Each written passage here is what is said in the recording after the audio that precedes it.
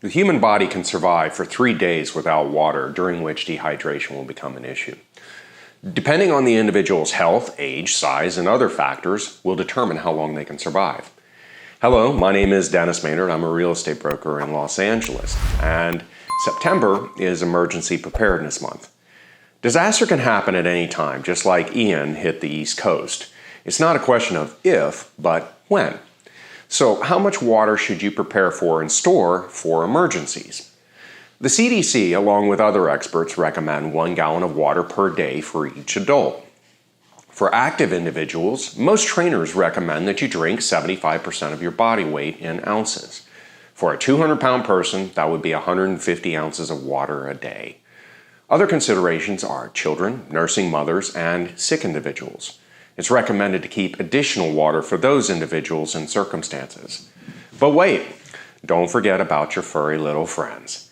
Yep, another gallon of water for them as well per day, depending on the size and type of the animal. Last but not least, you should keep extra water for cooking food as well. Seem overwhelmed? Well, we're going to go over the different ways to store and find water in a pinch. Please don't forget to like, subscribe, and follow.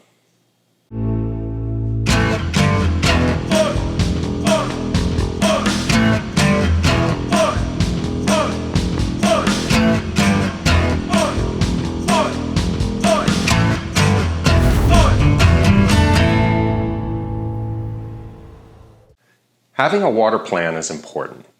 Per my previous video, having a plan means think ahead, have a plan, be prepared, and execute the plan. Part of this is determining how much space you'll have to allocate towards storage. In an urban situation, that might be a very small amount of space. First, we are going to discuss water sources, then water storage, and water treatment to make the water safe to drink. The number one rule is if the water is contaminated, do not drink it. This means chemical or natural hazards such as fuel or animal and human contamination. The adverse effects from drinking contaminated water could be disastrous. Let's get started. The first source of water is the faucet. This is true for urban and suburban localities. The water from this source is generally managed well and safe in the U.S. In the event of a disaster, such as flooding or an earthquake, you may not be able to trust it anymore. However, you have stored water all around your home.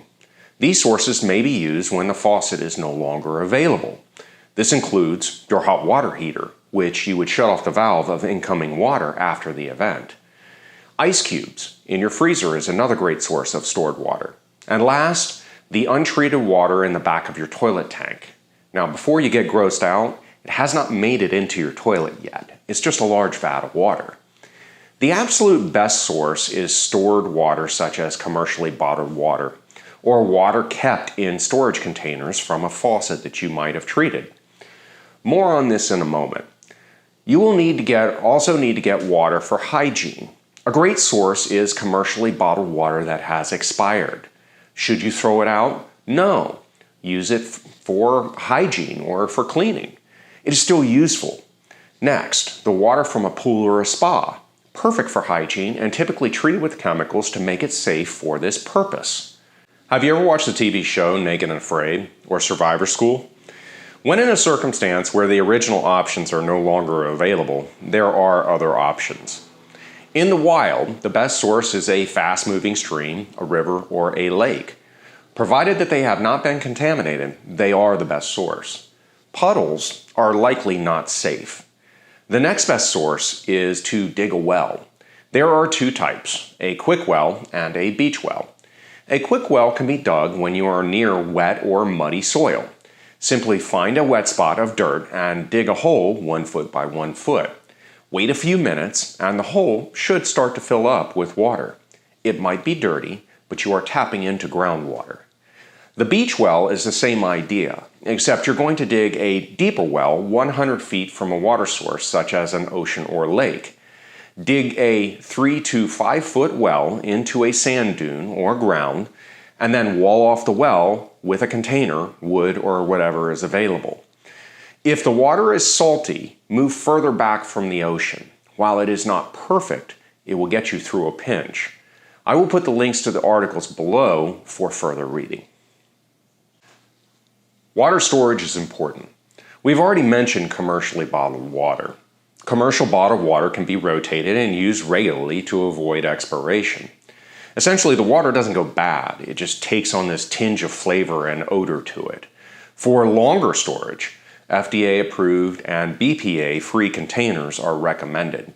These can keep water for up to 6 months. Again, water doesn't go bad, but you do have to check it for contaminants or rotate the water. The water does have to be treated, but you're not purchasing store-bought water. I will leave the CDC link below on the recommended guidelines. Water storage is the ideal cost-effective way to store water.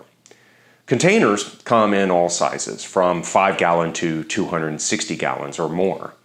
Ideally, in an urban situation, you will want something that is manageable and stackable.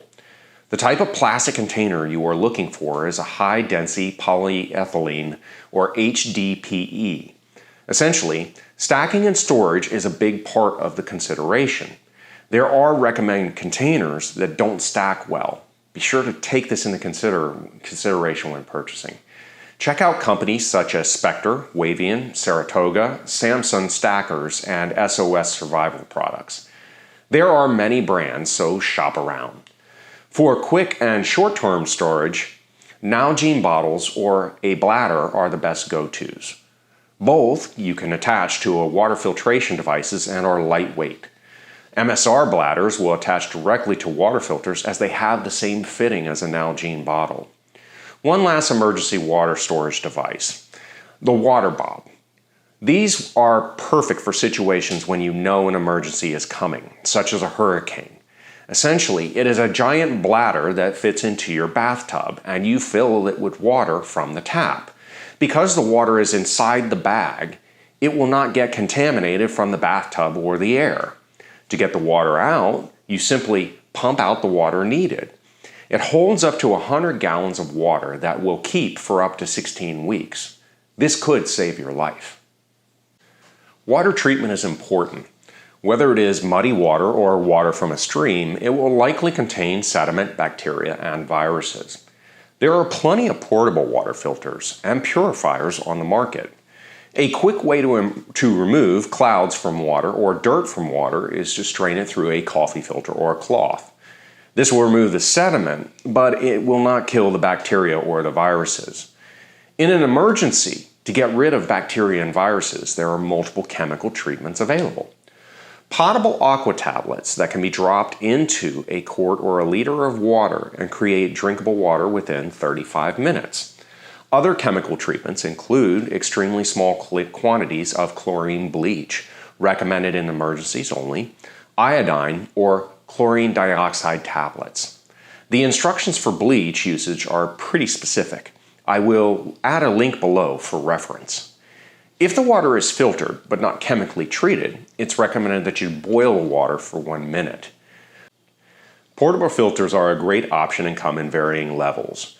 When buying a portable filter, the first thing to look for is for filtration at 1 micron. This will remove parasites such as Giardia and Cystosporidium. Each manufacturer tests their filters for filtration and posts the results. A simple trip to REI or their website will answer many questions. I'm going to review a few starting from small personal filters to the larger filters. Personal filters would include Sawyer Squeeze and LifeStraw. LifeStraw is a simple tube filter that one end is put in dirty water and the user drinks through the mouthpiece.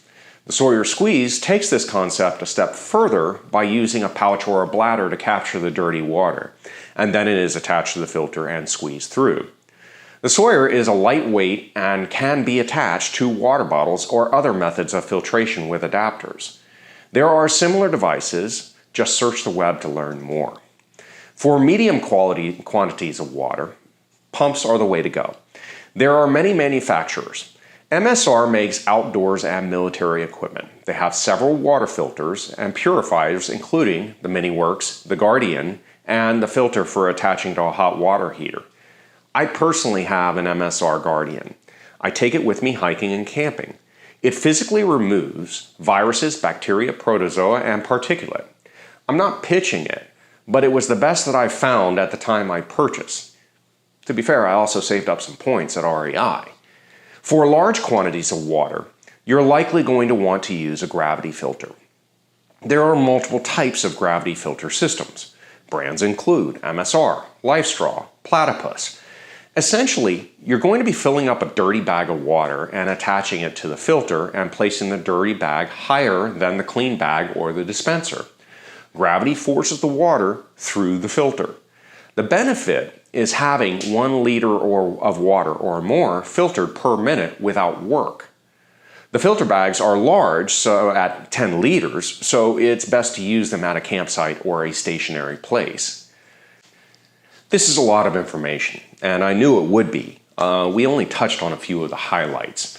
Having an emergency water plan will save your life when it counts. Disasters happen. It is not a question of if, but when. If you have a suggestion on equipment, filtration, or tips on water, I would love it if you would share it in the posts and comments below. Stay tuned for the next TNT on emergency food planning.